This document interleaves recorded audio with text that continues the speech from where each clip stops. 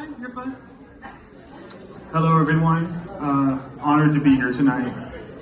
My name is Anthony Spurgeon, and whoa, okay, I'll just hold it. Let's hold this thing. So, first of all, thank you all so much for being out here tonight. I have an original poem to perform for you, and this is the first time I have ever performed this piece. So, thank you. And I just want to let you guys know that in case there's any, stutters, steps, or stops, or breaks I have, just please do your best to bear with me here. All right. This is called Down the Dark Tunnel. And as the title of this piece suggests, it's going to get a little dark here. But, if you'll bear with me, there's a light at the end. There's a light at the end of the tunnel here, if you want it. There was a little boy who was very confused. He lived the perfect American dream life. He lived in a beautiful home, with a beautiful family, and a beautiful house, and a beautiful town. But there was this darkness inside of him. This darkness he didn't understand. And it was directed toward everyone around him.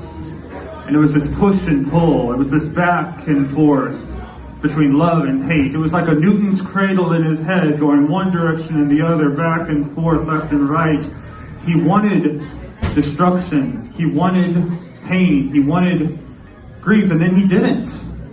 He couldn't understand where this was coming from, because nothing in his life, nothing around him provoked this hatred that he felt.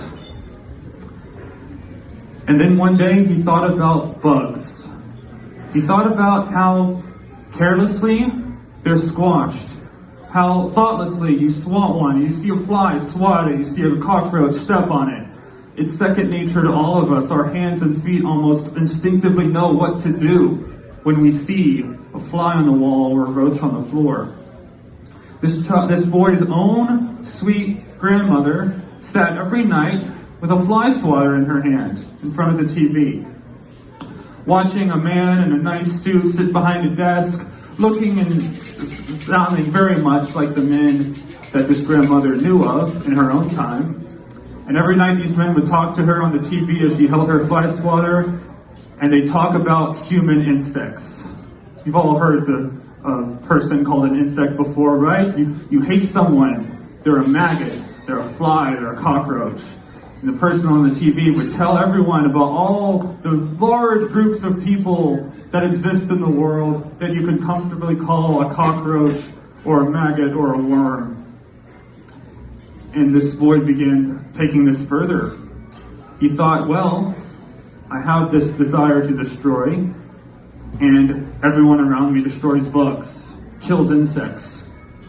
But he took it a step further, because he thought to himself, if someone is so bad that you can call them a bug, an insect, if they don't deserve to live, do they deserve to enjoy life? Obviously not. So this boy didn't just kill bugs, he tortured them. He pulled the wings off of flies and made them walks. He pulled one wing off a butterfly, and the butterfly would spin, spiral on the ground trying to get lift off. He'd pour soda and his father's beer onto ant piles and watch the harsh chemicals engulf the scattering ants and burn their multiple eyes. And then it happened.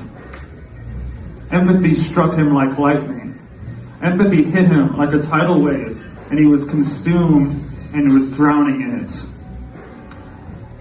A cockroach approached him one day. Little guy scuttling across the floor. The cockroach approached the boy, saw him, and turned away in fright. But effortlessly the boy picked him up with his two fingers and held him in his hands.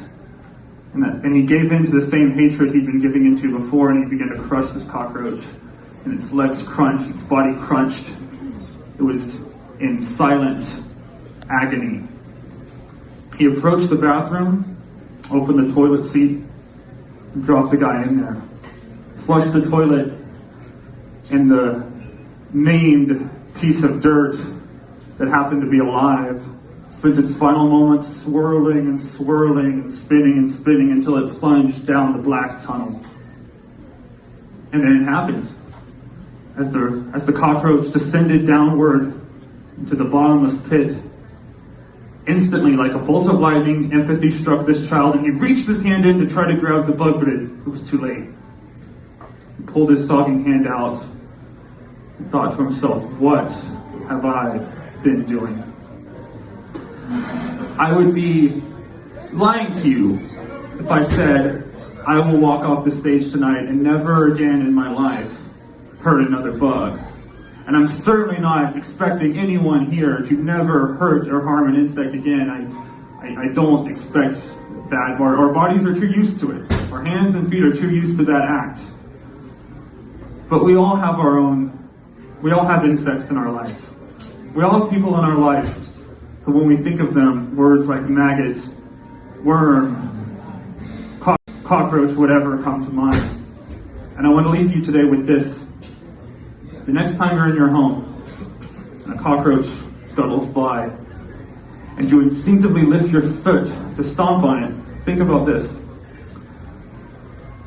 Replace the cockroach you see with your own personal insect, your own personal cockroach. And think to yourself, if that person was lying there and my foot would end their life, would I do it? Would I bring it down? If the answer is yes, if you bring your foot down without even thinking about it, then okay, that's interesting.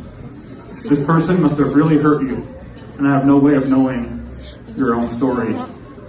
But I ask you this, if you can pause for just a second and allow your foot to dangle there awkwardly in the air, that might, and think, if you could really bring your foot down on this bug, that might give the little guy just enough time to scurry away.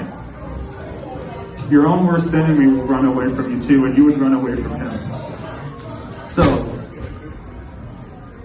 just approach each insect you see and imagine them as the insect in your life, and what would you do to them? Thank you.